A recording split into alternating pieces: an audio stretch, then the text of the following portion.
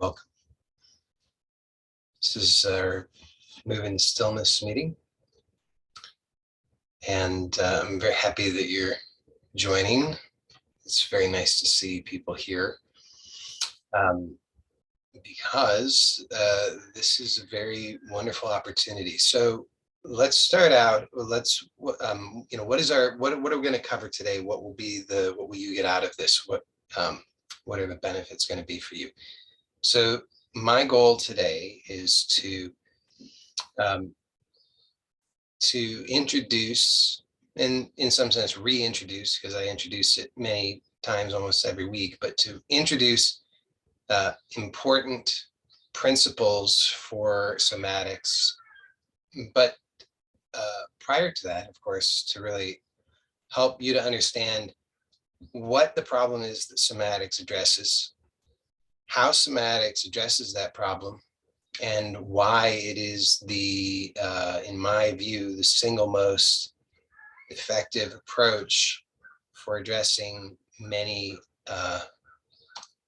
types of problems that are common in our modern culture. So let's get started from the beginning. So what is somatics and why should you care? Okay, so you're here because, whether you know it or not, you're here because you are not functioning optimally. You know that you could function better, right? So that's really fundamentally why you're here. And when you're not functioning optimally, then you know that because you're getting feedback, and that feedback is that you're not feeling so great. Now, you might feel okay in many respects, or you might feel not okay in any respect at all.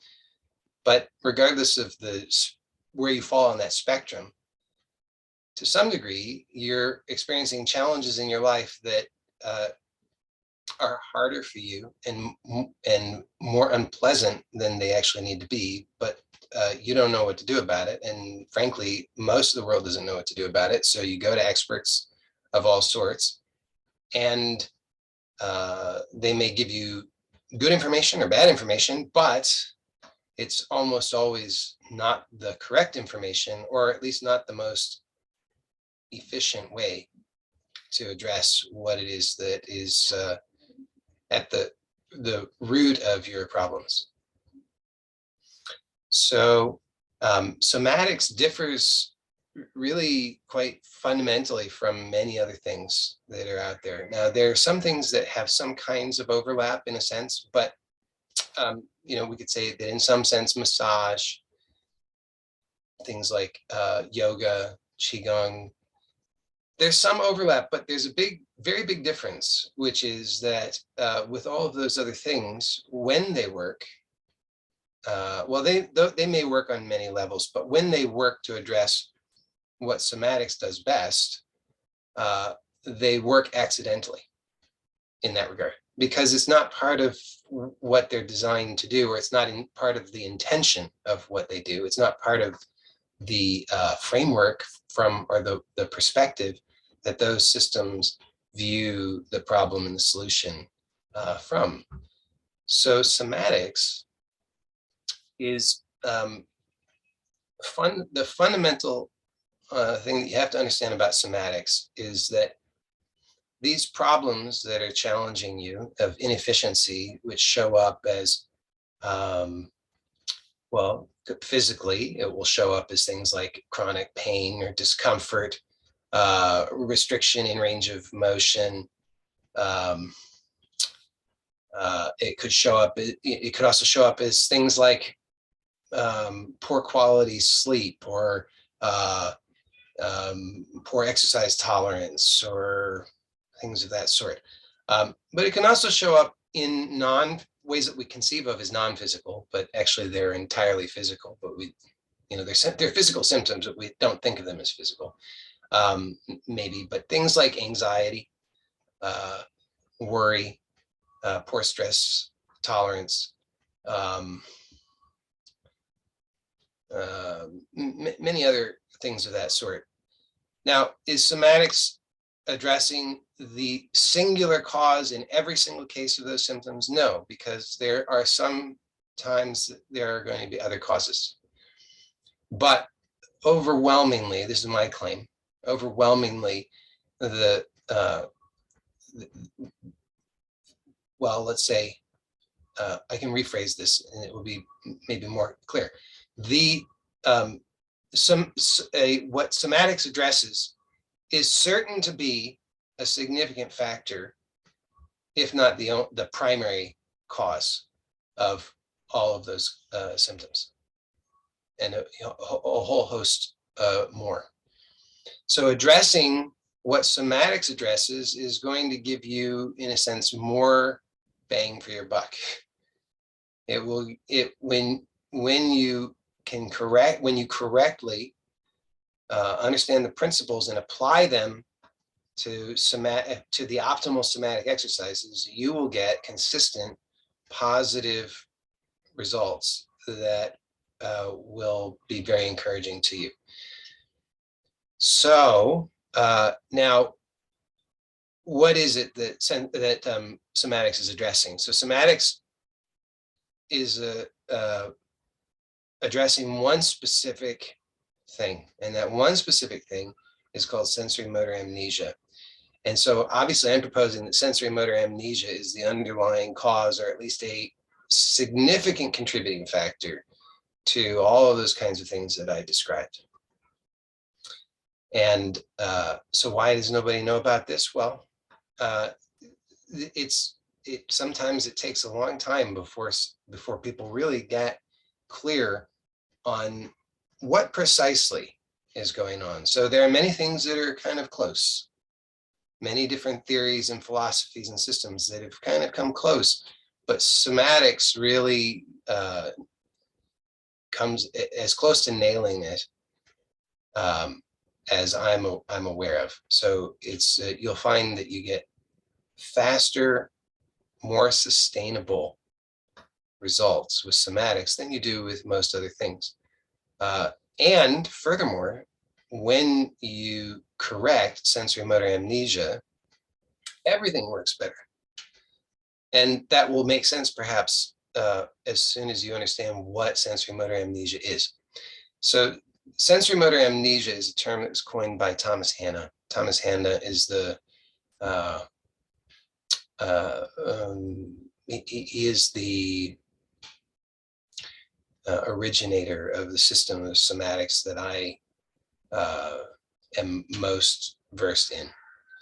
And he developed the system based on this understanding, this insight about what the core problem is, which he calls sensory motor amnesia. So sensory motor amnesia means that you are doing something that is causing your problems, but you don't know that consciously. And this is actually something that is, in a sense, is absolutely normal, because this is, all of us have some degree of sensory motor amnesia, even when our patterns are very functional. And it's part of the way that the human organism is designed, because we are highly adaptable, highly malleable organisms. We can become very specialized. We can learn so many things. So out of the womb directly, unlike most other animals, we are pretty much helpless. Now, obviously some other animals are pretty helpless. Kittens, very helpless. Puppies, pretty helpless. But you think about an enormous number of other species. They're pretty functional right from the get-go, because they're, in a sense, they're fairly simple. I don't mean that in any way to be insulting to any other species, because every species is magnificent. But if you look at, I'll use the example of goats, because my family keeps goats, so I know about goats. And I've mentioned this before, when the baby goats are born, they can stand right away. They can walk right away. They may not be very skilled at it, but they can do it. And then pretty soon they start bounding and leaping. And so they've got these certain patterns, certain movement patterns that are built into them that they're born with. They're not highly refined at birth. That takes place through practice and repetition, which is why the baby goats are bounding all over the place so that they can master those basic movements. At first, they definitely don't have mastery. They're cute, but they don't have mastery. So it takes a while of practice before they really get that down, but they only have a few patterns, essentially. Now, humans, obviously, much more complex. We can do an enormous, think about all the things that we do. Somebody's drinking something out of a mug there, so it's like even that action is very complex. You think about how long it takes a baby to figure out how to grasp something and manipulate it. It's a fairly complex task as far as it goes. I don't know if any other species have. I think they say humans maybe are the only ones with opposable thumbs. I don't know, maybe some other apes have opposable thumbs, but certainly humans are have a lot of complexity that other species don't have in terms of our ability to do a wide variety of things and to become very specialized in them. Specialization meaning we can become highly refined in any of those things that we choose to do. You think about how many different types of things people learn how to do. There are people who become very skilled at playing different types of sports. There are people who become very skilled at sharpshooting. There are people who become very skilled at jumping out of a plane. There are people who are very skilled at very detailed work with their eyes and hands. So many different types of things. And our languages are very complex, which is also part of our sensory motor control. Okay. So you notice everything that we do, even speech, is a learned movement. It's a learned movement. So sensory motor amnesia is basically just a function that if you take it out of the context of something negative, you can see more broadly, it's just simply that we learn to do things and we learn to do them so well that they can become unconscious. That's why you can talk without having to think about it. It's why you can drive a car without having to think about it. It's why you can do any of the many, many things that you can do. So it's a wonderful gift, but it comes with a cost, which is that if the pattern gets established, that's not ideal, that's not efficient, then if that's unconscious, then we don't know. So this is why in a sense, this is why it took so long for people to figure it out, because it's hidden in plain sight. It's happening for everybody all the time, but we're blind to it because it's unconscious. We have no idea that we're doing all the things that we're doing. So there are three basic, well, let me make sure I've covered the things I want to cover with that. So what this means, I want to be clear how can sensory motor amnesia produce such a wide diversity of symptomology. So perhaps let's start with chronic physical pain. Okay, so chronic physical pain is one of those things that there are a lot of specialists, but nobody knows anything about it. Or let's say most people know very little about it. So we actually want to get clear on what is chronic physical pain. Well, what is physical pain actually? Okay, so physical pain, oftentimes because there's not because broadly people are not well educated about the nature of physical pain, they have a lot of funny ideas about it. And a lot of those funny ideas end up being problematic for people because they end up believing things that are not true, that then prevent them from um, eliminating pain. Okay, but the right understanding allows us to effectively eliminate pain. So we want to understand that pain, physical pain, and actually any pain, but we'll be specifically looking here at physical pain. Physical pain is a product of the nervous system. Okay, what that means is if you experience physical pain, it's because your nervous system is producing pain. It's not because, so the pain is not caused by, this is an important point, the pain is not caused by injury, damage, or any of the sorts of things that we tend to think are the causes of pain. This is a really, really important point. And this is why, if you think about it, why when hypnosis, for example, works to reduce or eliminate pain, it works because fundamentally there's a recognition in hypnosis that the nervous system is producing that pain. It's not caused by, again, it's not caused by any injury or damage. It's caused by the nervous system. It's an output, not an input. Now, it may be, the nervous system may produce that because of some input. So that's true. We have, they're called nociception. It's called nociception. It's they're, they say they're, I don't know, sensors, if you believe that, in the body that can send back signals to the central nervous system saying, something's off here, something weird is happening. So then, but notice, so if you hit your toe, stub your toe, you say, ow, and you have a sensation, and you say, oh, I hurt. And you say, well, what caused my hurt? Well, I stubbed my toe. So we think, well, the hurt is because I stubbed my toe. It's not quite right, though. What's actually true is that I'm experiencing pain because my nervous system is producing pain, and that pain may have been triggered because of some signals, and then the conditioning that tells my nervous system how to respond to that signal. But the actual pain is a product of the nervous system, not an input from something external.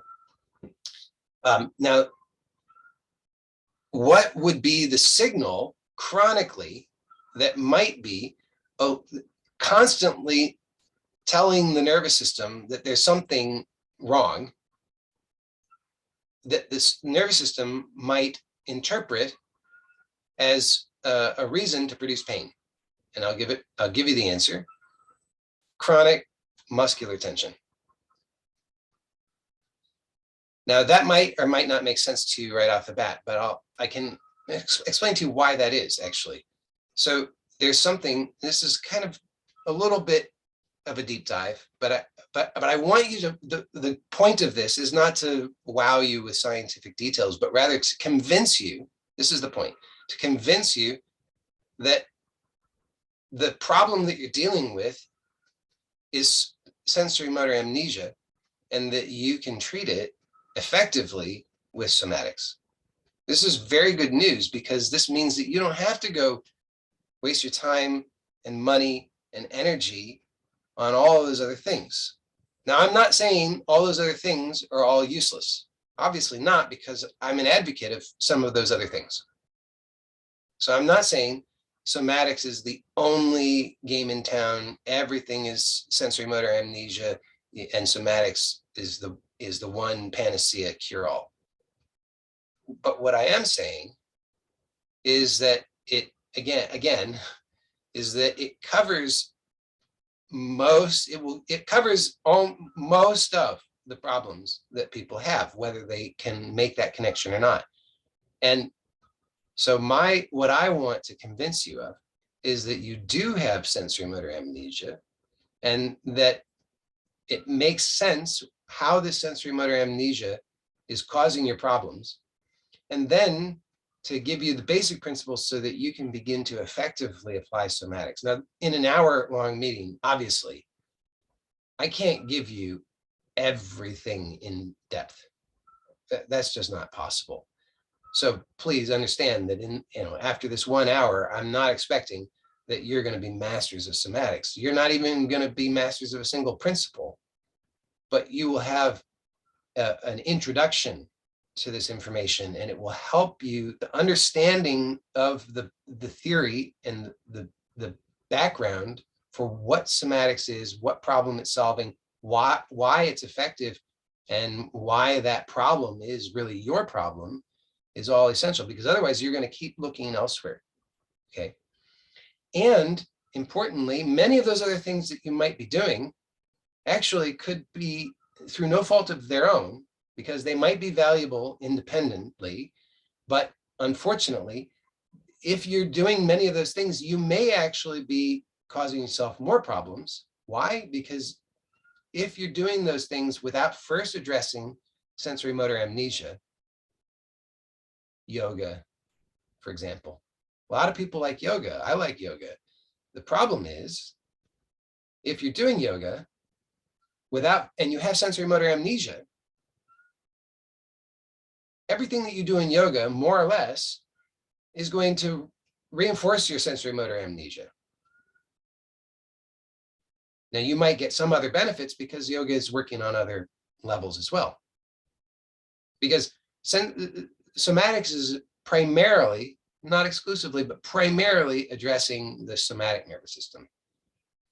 Yoga is, well, there are many different types of yoga, but we could say that broadly speaking, at least many types of yoga are more focused, not exclusively, but more focused on the autonomic nervous system. Obviously, you can't necessarily directly influence the autonomic nervous system, but you can indirectly, and yoga many times is more focused on that. So you might get benefits from that. But notice with many of these other things that you do, if you go to a yoga class or you get a massage for an hour, or these other things, you might feel better for a little bit. I used to be a yoga fanatic. When I would lie in shavasana at the end of the class, I felt pretty darn good. I would usually fall asleep, actually, which was a good indication that my autonomic nervous system had switched from sympathetic dominance to parasympathetic. So it was like I was finally getting some rest. That's a good thing, but the problem is 10, 15 minutes after the class, I was back in my problem again. Massage, similar. Many types of body work are like this. Chiropractic. A lot of these things, I used to go get chiropractic adjustments. It's like, great, for 5 minutes and then not. So the problem again is that if sensory motor amnesia is not addressed, none of the other stuff can really do its work. So you want to address sensory motor amnesia first. Once you address sensory motor amnesia, those other things will work much, much better. Because when you understand the somatic principles, you can begin to apply them to everything that you do, and it will enhance everything. This will, if this doesn't yet make sense to you, which it might not, depending on how new you are to the material, it will eventually, if not in this meeting, eventually. Sometimes you have to come back. Sometimes you have to repeat these meetings several times because there's a lot of information to try to provide in 1 hour. So now, why is it that if you're doing these other things, it's going to reinforce sensory motor amnesia? And it has to do, I told you I would tell you the mechanism of it, just to convince you that this is a real thing that you're actually experiencing. There's something called the stretch reflex. It's the most, the nerves involved in it are the most highly, I don't know this directly, this is from things I've learned and read. I haven't actually looked under the microscope, but the experts say it's the most highly myelinated nerve in the body. So what does that mean? The more myelination, so it's like insulation around the nerve. The more myelination there is, that means that that signal can travel faster along the nerve. So what does this tell us? It tells us it's the most important to the body. This is the most important signal, the most important, more important than anything else.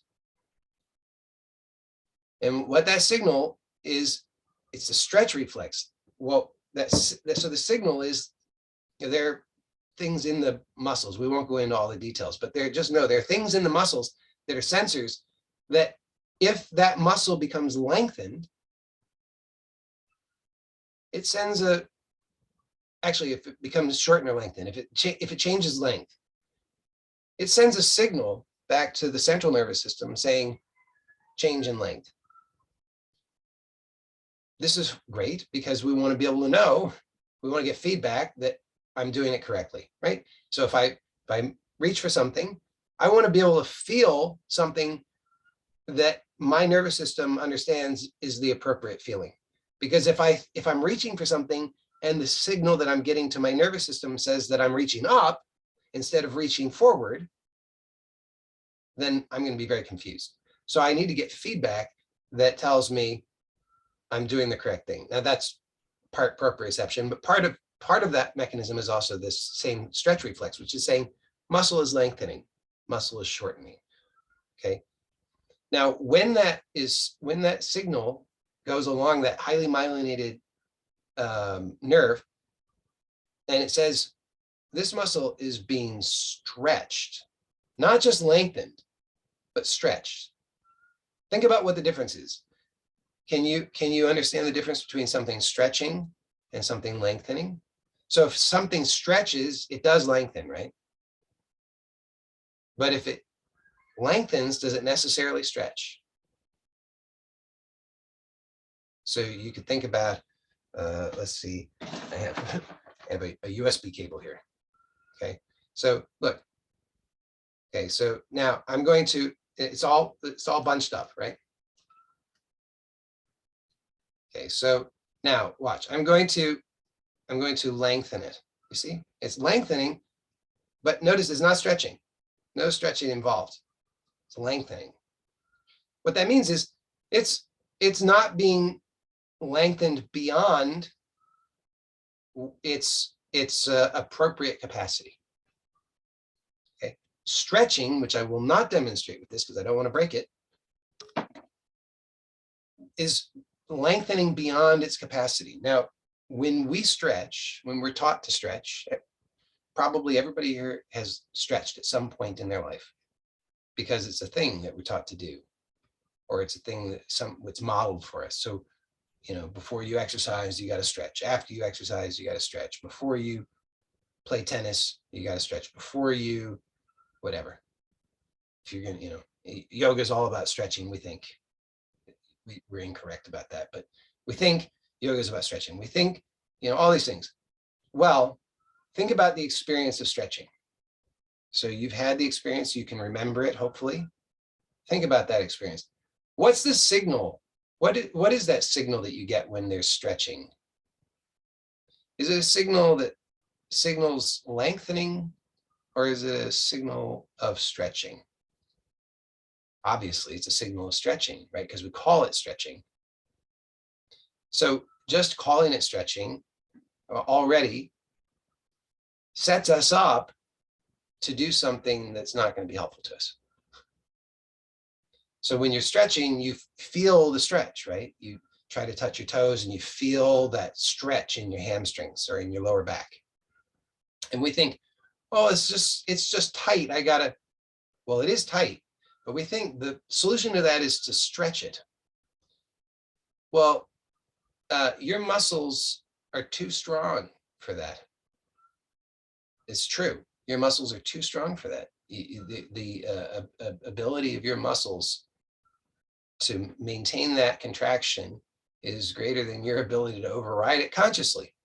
See, your unconscious can make more use of your muscles than your conscious mind. Your conscious mind can only, it maxes out at a pretty relatively low threshold. I've mentioned this before. Trained athletes, Olympic athletes have been shown to be able to use up to a maximum of 40% of their actual muscle capacity consciously. That's the most highly trained athletes in the world max out consciously at 40%. But you and I are not Olympic athletes. I don't know what the numbers are there. I should look that up, but much lower, much, much lower. I mean, it's like 10, 15%. Well, what that means is that if your brain is unconsciously able to utilize 100% of your muscle capacity in, let's say, your lower back and your hamstrings, and you're trying to counter that. Think about this. If you fold forward to touch your toes, you need to lengthen the lower back and the hamstrings in order to be able to do that successfully. However, unconsciously, your brain, your nervous system is telling those muscles, whatever you do, stay contracted. So now you're fighting against yourself, trying to touch your toes, trying to stretch. It triggers the stretch reflex along that highly myelinated nerve, which then your nervous system says, danger, danger. I'm being killed. I'm being ripped apart. Some kind of lunatic has got hold of me and is ripping my body apart. This is what your brain knows, because that's the only way it can make sense of it. But it doesn't know, because there's a lack of communication between that unconscious part and the conscious part. Unconscious part is saying, I'm being ripped apart.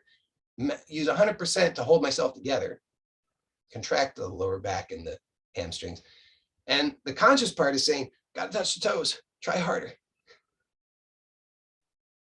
So you're working against yourself.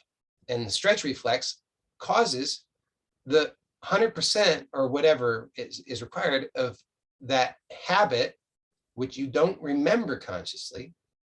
That's the sensory motor amnesia, to work against your conscious intention.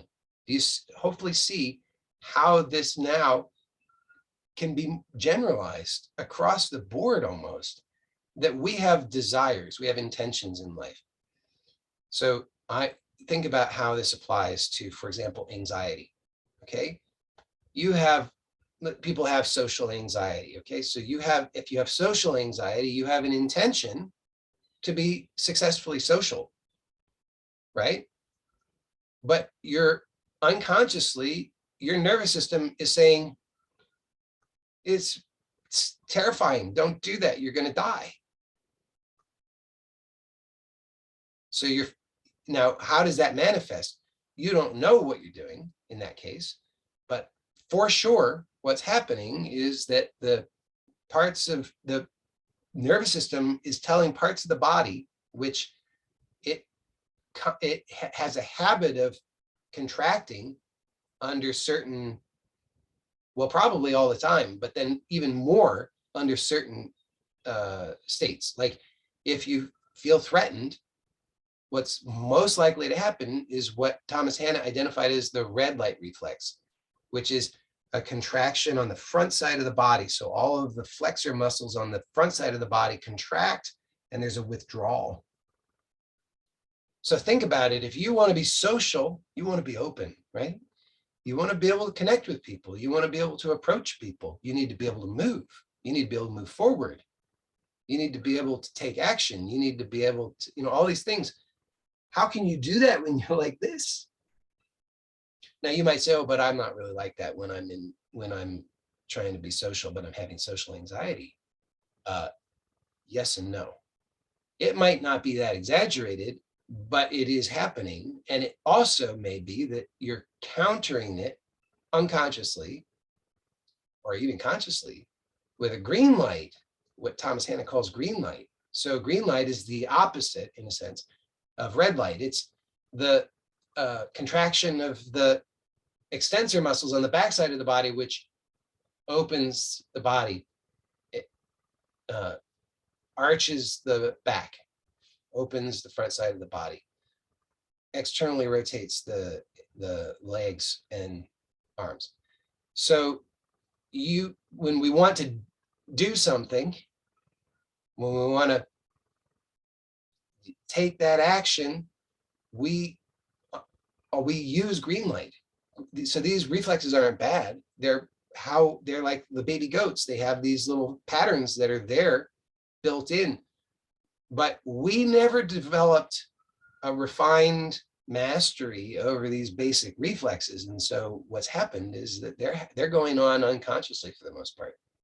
So if you're in a social anxiety situation, chances are you got a little bit of both red light and green light going on, because you're feeling the anxiety. So if you're feeling something, it means you're doing something. This is an important principle of somatics, at least the somatics that I share. I don't know if that's something that others share in that way, because I don't know if others are as clear on it as I am, but it's very clear when you understand somatics, and particularly when you have the experience of regaining sensory motor awareness, you become very clear on this fact that if you're feeling something, it means you're doing something. Now, you may just not know what it is you're doing, but that's the sensory motor amnesia part. You've forgotten what you're doing. So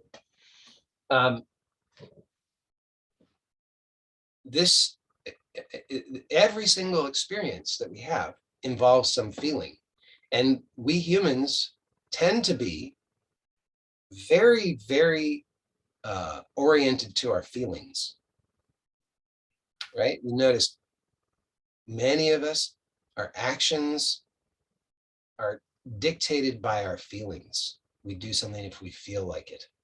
We don't do something if we don't feel like it. And we wanting to manage our feelings so that we have good feelings and not bad feelings. And that's all fine and good, but the problem is we perceive that we're victims of our feelings. We don't know that our feelings are something we're doing.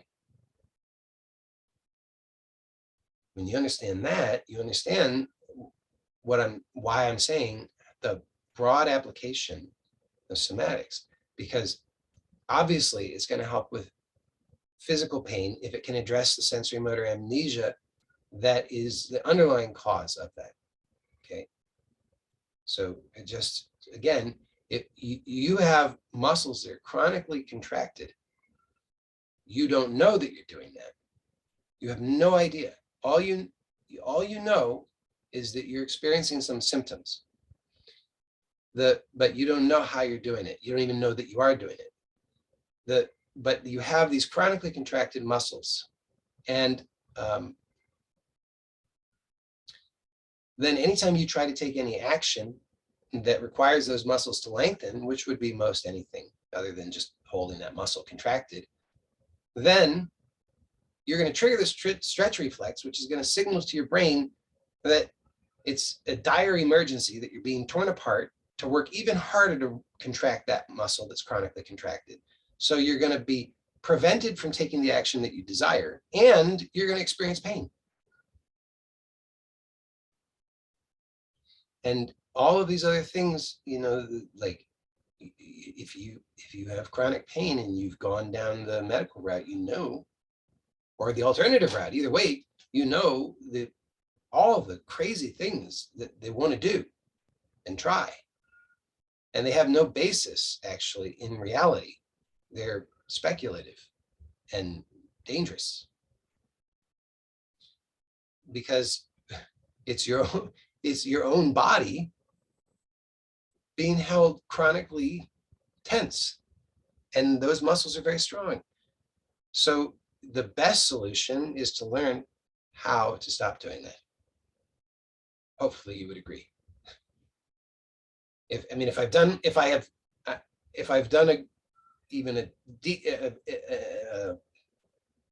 passable job in communicating about this, then you will agree with me wholeheartedly, because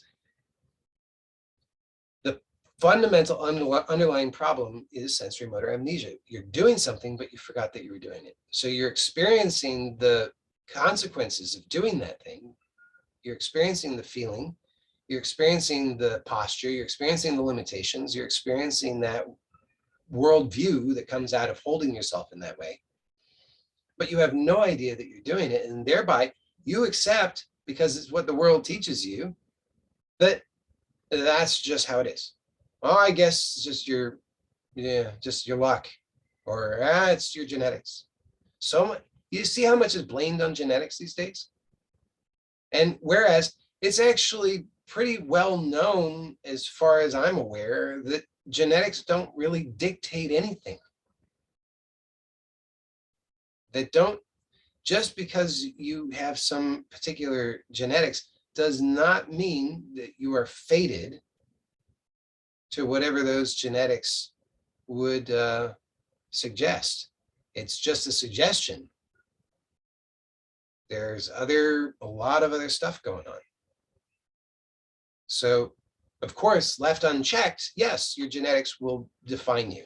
No, that's true. But there are other variables at play, and you can't control your genetics, but you can control other things.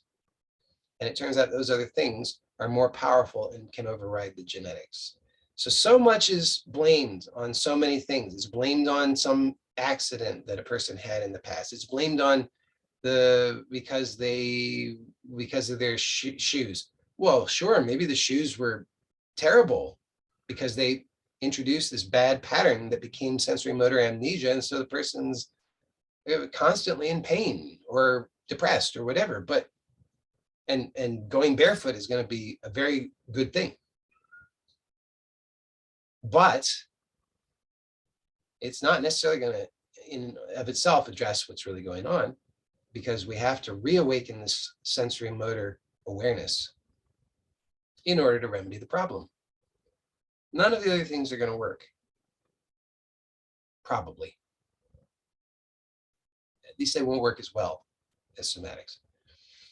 So hopefully I've done a good job of explaining what why somatics can help, why I encourage you to sincerely apply yourself to learning about somatics and practicing it, because, as I say, this is the kind of like the key that unlocks so much. When you or a key, maybe there are several keys, but this is one of the keys that will unlock a lot for you, because many other things are too indirect. So you just don't have as much leverage. Somatics is much more direct because it's directly addressing the somatic nervous system and reprogramming, releasing the patterns that had previously been unconscious that were inefficient in causing the unwanted behavior and experience. So let's see. So we've talked about maybe a little bit about what somatics is. Okay, so, and what the benefits are. So the benefits are that you get relief from symptoms. Moreover, more than just getting relief from symptoms, you gain confidence that you can. This is very important. It's a very powerful tool or framework for shifting from victim consciousness to taking responsibility. And that's enormously empowering. There is such a terrible experience. I know it so well. It's such a terrible, awful experience to be stuck in victim consciousness. And everybody is in some way or another. So it's not, don't think that you're not, because everybody is to some degree, but in some respect, because to the degree that a person doesn't take complete responsibility for every single thing, everything without exception, then they're stuck in some way in victim consciousness. But this is a matter of degree. So it's terrible to be stuck there in a high degree, because then your life becomes hopeless, and and pointless. It just becomes a struggle just to get through to the end with the hope. It's hopeless except for the single hope that if I can just struggle and get through, then in the end, I'll get sweet relief. But I'm saying that's no way to live. And you have an alternative to that. You have an option now, because utilizing somatics, you can begin to shift from victim consciousness to taking responsibility, because you genuinely recognize the good news of I'm doing it. Because if you recognize I'm doing it, it means I can stop doing it. I guess it doesn't necessarily follow that that's true, but it actually is so. It's not a logical conclusion, because there could be a different conclusion logically, but it's not illogical, but it's not the only logical conclusion, but it is a logical conclusion. But in practice, it turns out that's just true. That when you recognize that you're doing it, you can also not do it, because we're doing everything. So nothing's being done to us. And this means that you can begin to choose how you feel. Now, is that going to happen overnight? No.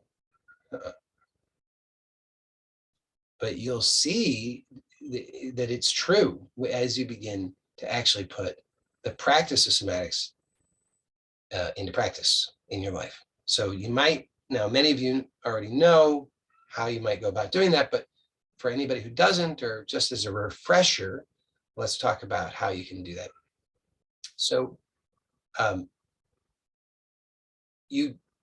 I very strongly encourage you not to just go search YouTube for, let's say you've been diagnosed with TMJ disorder.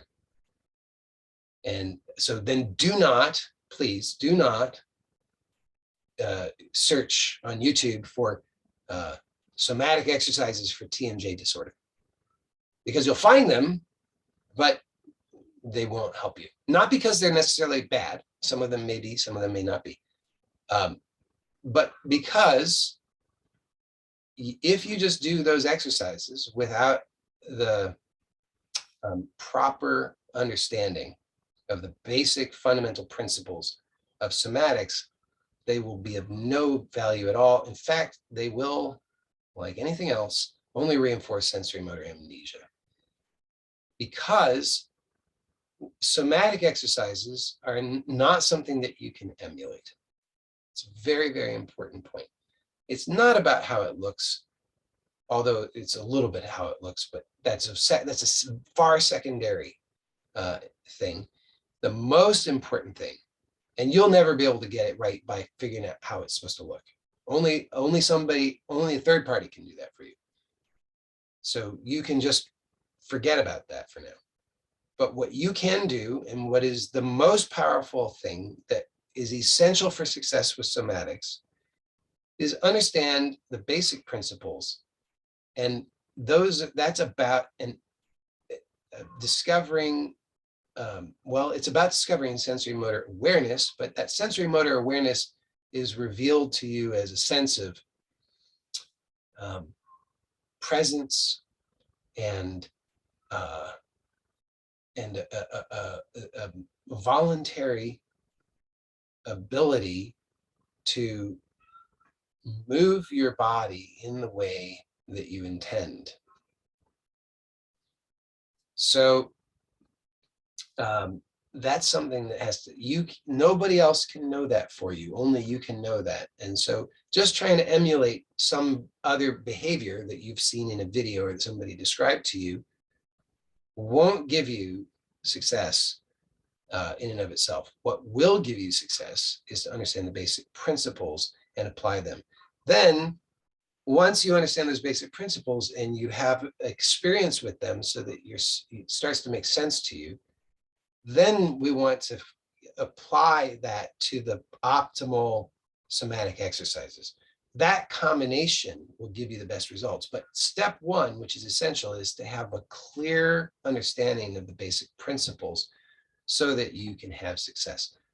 So those principles are that our aim is to make our movements conscious. We want to make our movements conscious because sensory motor amnesia is the problem. So the problem is that we're doing things that are patterns that are stored in the nervous system unconsciously. And that it just so happens those particular patterns, so many of the patterns are great, these particular patterns, not so great. Some of them awful. But those patterns are unconscious, so we're enacting them all the time unconsciously. And that's causing us our problems. So our goal is to make our movements conscious. So it actually is that, in a sense, it's that simple. If you wanted just one thing to remember, we could add a lot more to it to add to that and make it more robust. But if you want one simple thing that could be a guiding principle, is to remember that the goal is simply to make movement conscious. Now, how can you make movement conscious?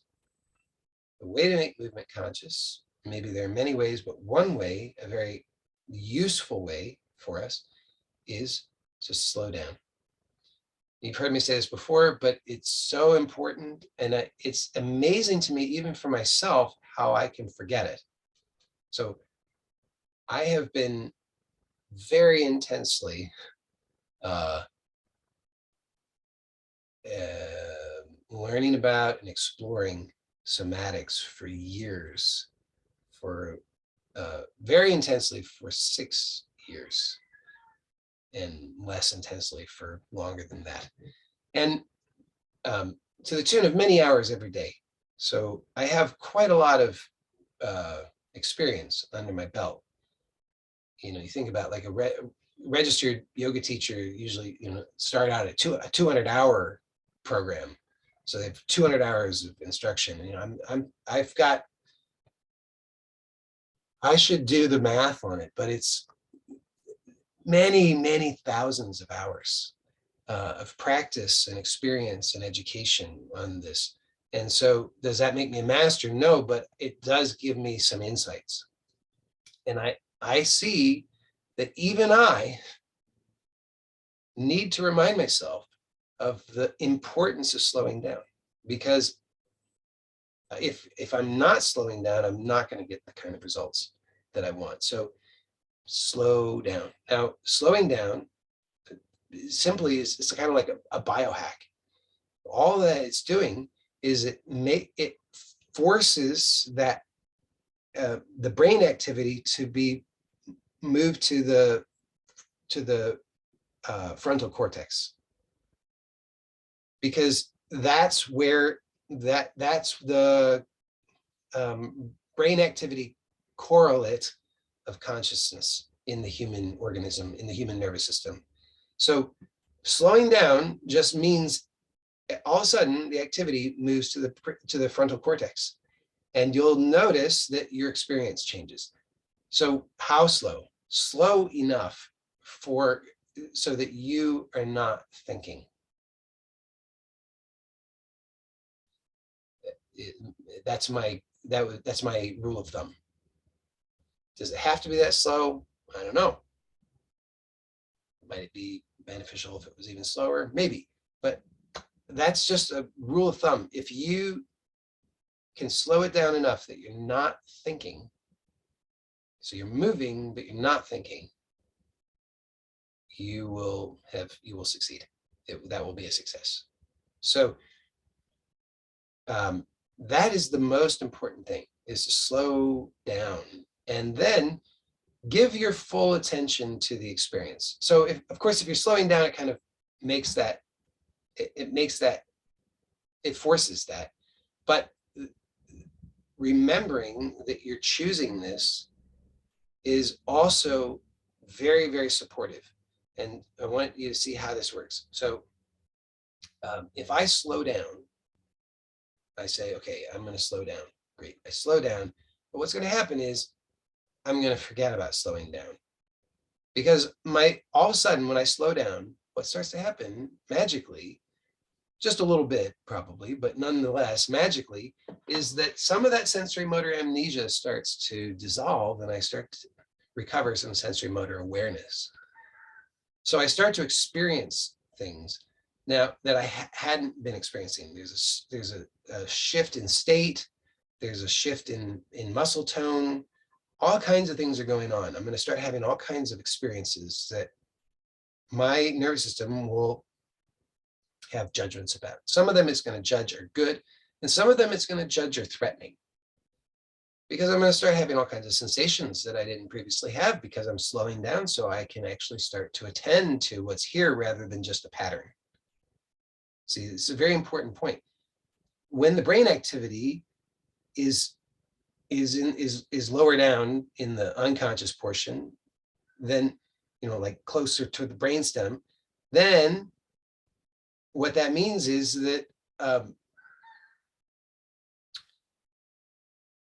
where was I going with this?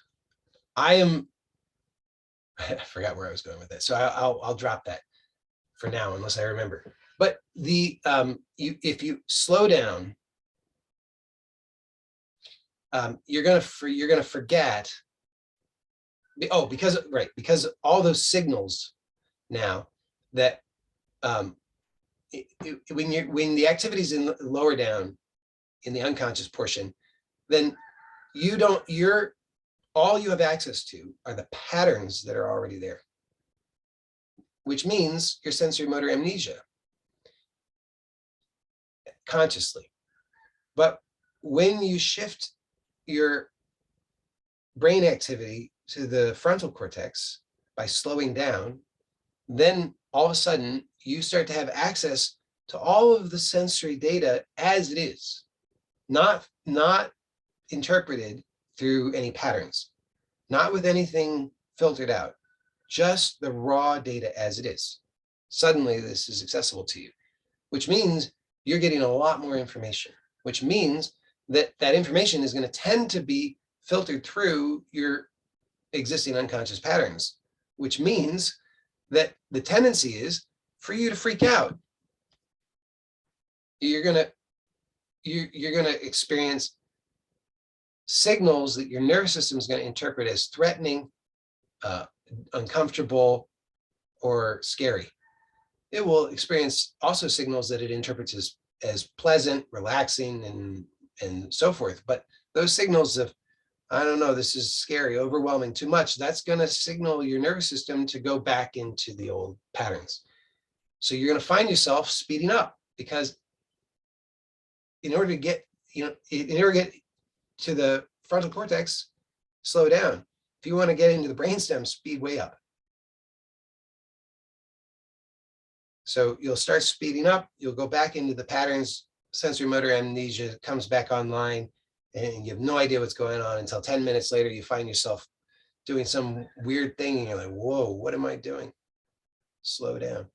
So you need to have this reminder also that you're installing now. So it's like a belief that you're installing. You're choosing because it's supportive for you, because it's going to give you good results. So you want to choose this. You want to choose, I give my full attention to this because it is high priority for me and it gives me good value and I'm committing to it.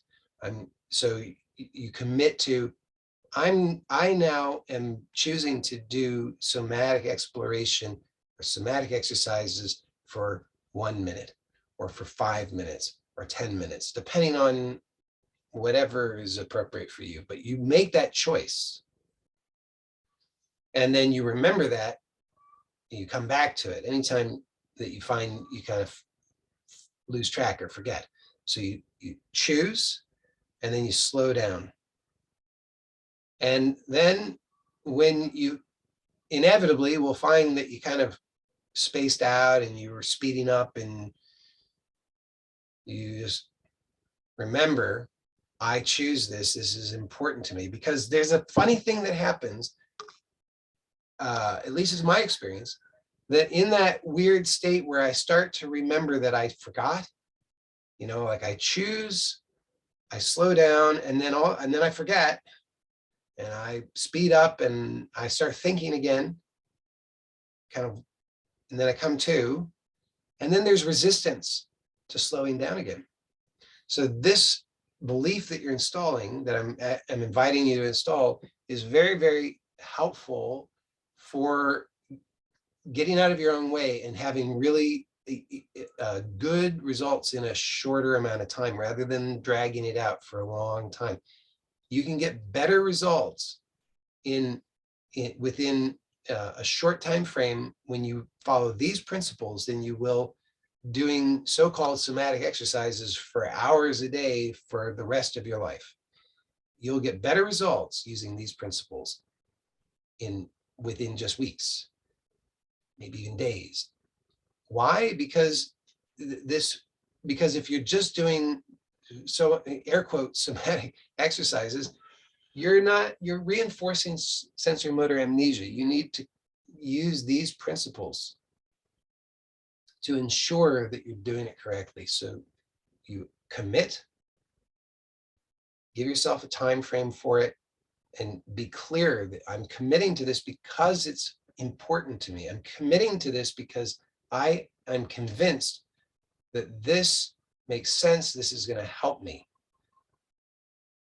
This is a highly important, high priority thing for me. This is a key that will unlock much of my life.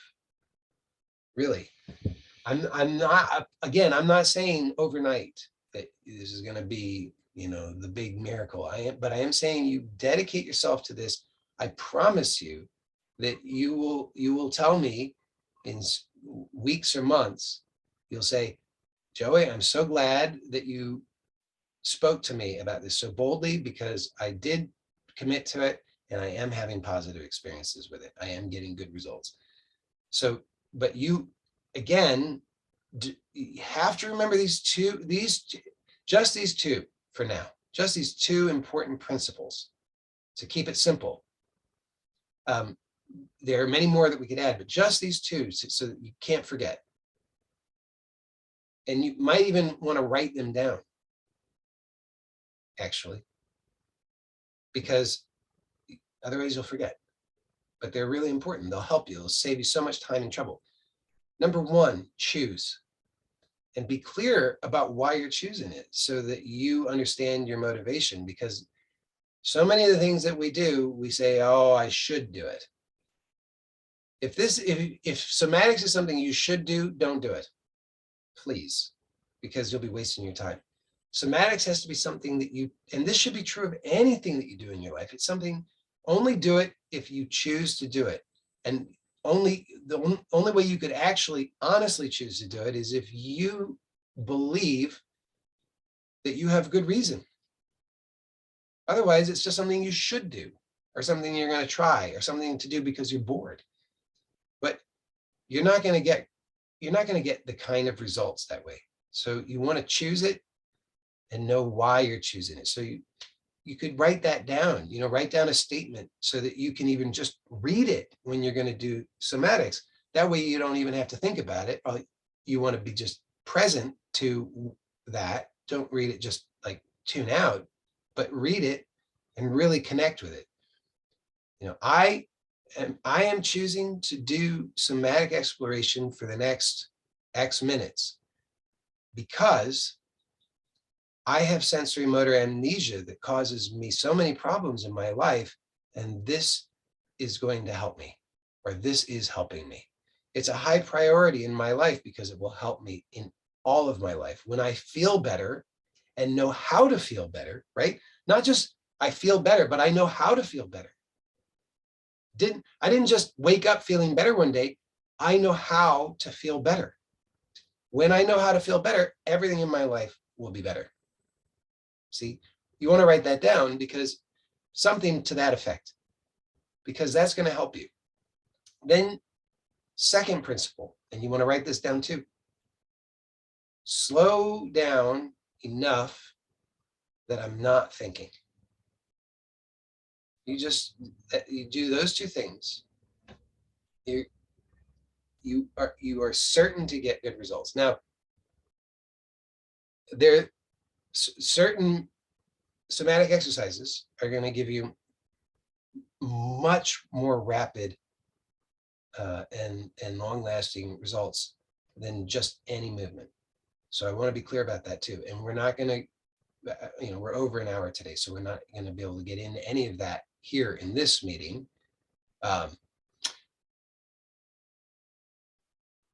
However, I encourage you to start practicing, if you haven't already, daily, at least once a day and you choose 1 minute, 5 minutes, up to 10 minutes, not longer than 10 minutes. Please, you might want to write that one down too. Not longer than 10 minutes.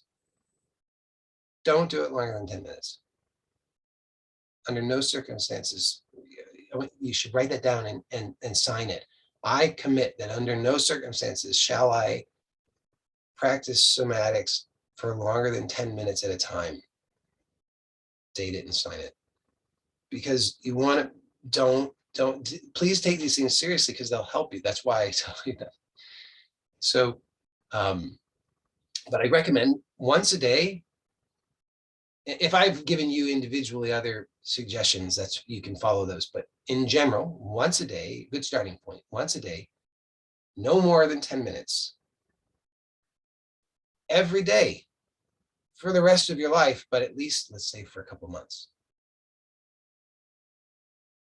And you want to know what movement you could do. So it's, I think I just, same as I described last week, if I can recall what I said, I would say you want to get Thomas Hanna's book, Somatics. It's an excellent book.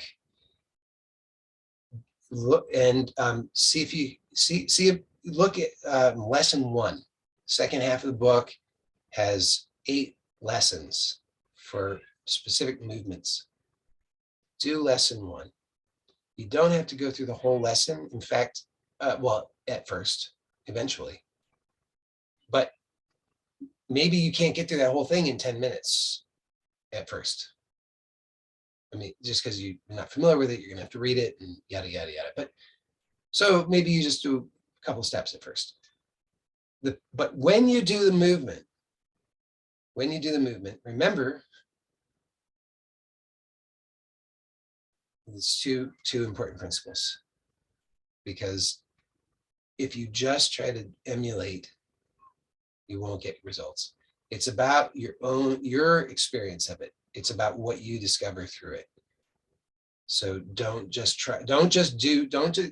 please do not get the book and then try do something that looks like the pictures in the book and then say it didn't work. Because that you would be only hurting yourself if you did that. So if you're and then, as I said last week, if that movement involves, I think maybe last week you don't have to get the book. I do recommend the book, but I'll describe a simple variation that you can do without having to get the book. You can just lie down on your back, bend your knees, and feel your body connecting to the surface you're on. Usually you want to do it on a fairly firm, flat surface that has some padding, like on a rug or a carpeted floor or on a yoga mat. If you need to do it in bed, you can do it in bed. If you cannot do it in bed, that would be better. But if you need to do it in bed, then that would be best. So, you have to judge. And, but you feel the connection of your body on that surface. And then as you inhale, you're going to arch the lower back. And as you exhale, you're going to just release the lower back. That's the first lesson in the book has many more steps, but just to keep it simple, if you don't want to get the book, that would be something you could do. Only arching the back with slowly, remember? So it's not just arch the back, relax the back, arch the back, relax the back, because that's not slowly or with awareness. If you want to add a third principle, it kind of goes without saying because it's slowly, but just to make it explicit, smoothly. So the movements should be smooth, continuous. If you can't move your pelvis or get on the floor, then whatever I suggested last week, which I don't remember, would be excellent. So you'd have to go back to last week's recording and find out what I suggested. I'm sure it was brilliant, but I don't remember what it was today. And I don't want to complicate things by giving you a different recommendation. So just do whatever I suggested last week. I'll also maybe go back and review so that I can make sure it was a good suggestion, but I'm sure it was. So that would be the one. The other thing then is keep showing up to the meetings because, oh, eyes, excellent, thank you. Yes, so moving the eyes. Moving the eyes would also be an excellent one. And you can just if you want to just keep it simple, just side to side. Just do side to side, do a side to center, and then other side to center. Slowly, smoothly. So you will, we'll wrap this up very shortly, but I just want to give you a few tips about this. When you do it, remember what I said, that when you successfully slow down and thereby make the movement conscious, you are getting all kinds of data, all kinds of information that previously you didn't have. And so your nervous system is going to interpret that data because it's getting the data. And it's most likely that it's going to interpret that data in a negative way because that's what you're in the habit of. So, for example, if you, let's say the eye movement, okay, most of us have a great deal of sensory motor amnesia in the eyes, not in the eyes, but in regard to the eyes, because it's really, the amnesia is really in the nervous system, not in the eyes themselves. But the eye movements, we have sensory motor amnesia regarding the eye movements. So when we try to move the eyes, these are small muscles, and they can become fatigued fairly easily compared to some other muscles. Okay, so you've got sensory motor amnesia. Some of the muscles don't know how to stop contracting, but now you're moving the eyes more than you're accustomed to. The muscles that are constantly contracted are going to start to fatigue, and you're going to get all these signals, and your nervous system is going to say stuff like, this is hard, or I don't like it, or I'm frustrated, or I feel weird, or it will tell you all kinds of things. And then you'll kind of just you fall into a trance. The tendency is to fall into a trance and just sort of, oh yeah, it's hard, I don't want to do it. And then you just find that you're not doing it. And then when you come to and you realize, wait a second, I don't know what I'm doing, but I'm not doing what I committed to doing. Just remember whatever just happened as best you can, because you want to become aware of your own self-sabotage and pitfalls, how you get trapped by your own conditioning, because that's very powerful. When you see how you get trapped, then you'll recognize it when it comes again, and you won't be as likely to fall for it. Because when you start to see, like with the fatigue and the muscle fatigue, if I'm doing this eye movement and I get this, my brain says, oh, I'm frustrated, I don't like this. And then I start thinking about, yeah, I'm frustrated, and I'm frustrated about this other thing too, and frustrated about that. And then I don't know what I'm doing. Then I come back. I want to remember, oh yeah, when I experience that frustration, that's the point at which I give up. That's the point at which I go unconscious. So now I'm looking for it. So I start moving the eyes again, and I notice, oh, there's that frustration. Okay. So now what do? Slow it down even more. Slow it down even more. Oh, I know I was only going to give you the two principles, but I want to give you this another one. This is about bonus. So you only have to write down the two because those are most important two. But here's another bonus: gentle. Because when I experience that frustration, what I have a habit of doing is not gentle at all. It's unconscious, so I'm not usually aware of it, but it's not at all gentle. It's very violent. It's very, very violent. And so I want to be aware, okay, as soon as I experience frustration, that's the trigger where I normally go unconscious, and then that violence comes in, the unconscious violence.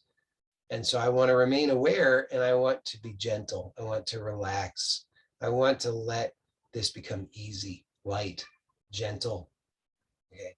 So what this is going to do is it's going to start to help me to reinterpret correctly the signal, because the signal is getting interpreted as, in this example, frustration. It could be anything, though. You could experience it as any number of things, but it's experienced as frustration in this example, but that's not accurate. What's actually happening is that I'm contracting some muscles chronically, and those muscles are fatiguing. That's the actual signal. So if I go unconscious because of frustration, I never wake up to that.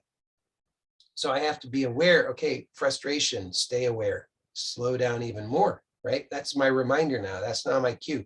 Oh, good. I'm glad that I experienced frustration, because that frustration is now my reminder that helps me slow down, be gentle. So I slow down, I become even more gentle, and now I'm able to actually start to sense correctly, interpret correctly what's going on. I realize, oh, it's just that the muscles are fatigued. So slow down even more gentle. Let the movement become so gentle, so slow, so maybe it's not even happening. That kind of slow and gentle. And then things start to shift. That's where the real magic starts to happen. And there's a kind of critical threshold. And when you pass that threshold, things really start to, the sensory motor amnesia starts to dissolve, and it's like miracles start to happen. Of course, you'll dismiss them 10 minutes later. It's just how it goes. But when they happen, you have no doubt, you're like, this is definitely a miracle. This thing that has been plaguing me every day of my life for the last 20, 30, 40, 50 years, in this instant is dissolving, and I am doing it. I am letting it go. I know how. I'm discovering this. I'm gaining that mastery. I might forget again, but I can remember sooner. And the more times I remember, the closer I am to becoming the new norm, So that where you are today, your life, your present experience of life, relative to what's possible for you, and this is true of me too, true of everybody, is low relative to what's possible. And somatics, when done appropriately, correctly, as I've been instructing, if you follow these guidelines, what you will find sooner or later is that it starts to elevate your level of experience, meaning your capacity for experience. So you become more resilient, less fearful, less apprehensive, more capable, more confident. And you will find that what you thought was impossible is now normal. And that you are now aware of things that you never would have even dreamed of before. Like there was a ceiling that an invisible ceiling that you didn't know about. And that ceiling gets removed, and you open up into something much bigger, and you realize, wow, there's so much potential here. So that's real. That's honest to goodness. That's like a guarantee if you persist in it. But like I say, it's not an overnight thing. Come back next week, and then the week after, and the week after, and it will keep getting better. And do it every day, no more than 10 minutes. And if you have questions, bring them. I know we don't presently have a Q&A for this meeting, but if you have questions regarding somatics, please bring those to the other meetings where we do have Q&As. You're always welcome to ask those questions. Any questions you can bring up in any of the Q&As. And it's important to me that you do ask those, because I can save you a lot of time, because there's a hard way to do it. I know, because I did it that way, and you don't have to do that hard way. So you can benefit from my experience. I want you to take advantage of it, because, and, even for selfish reasons, because the more of us there are who gain expertise in this, the more this develops as a body of knowledge and experience, and the more of our potential collectively we can realize. We can have a better life. We can do things better. We can do things better individually and collectively. And I believe somatics is a key in that. Not the one and only thing, but an important key that will help us. So thank you for being here. Thank you for your time. I know that I went over, and I'm really trying to be more respectful of that and not do that. So I'm going to take note of that and be better prepared next week, so that I can be more on point and we won't go over, because I want to respect your time. Thank you. Thank you is insufficient, but blessings to you all. And I will see you next time. Take care. Bye for now.